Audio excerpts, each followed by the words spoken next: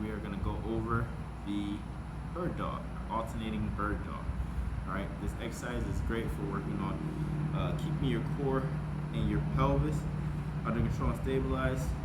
You're going to be working the glute medius, the abdomen, and anti-extension, as well as something that's called the oblique sling. That's probably a little more advanced than you guys need to know.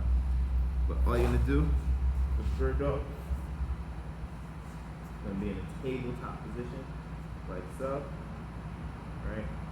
And keeping this core tight and almost like a rounded or hollow body posture, what we talk about. Just going to extend one arm and one leg, stabilizing, pause for 5 seconds, back in, right? And we're going to alternate. Back in, right? Make sure we're trying to point the toes, right? We're trying to flex. We're still trying to keep that core tight. We're not trying to shift. We're not trying to rotate or anything like that. All right. So there. 5-second pause, keeping everything nice and aligned. There.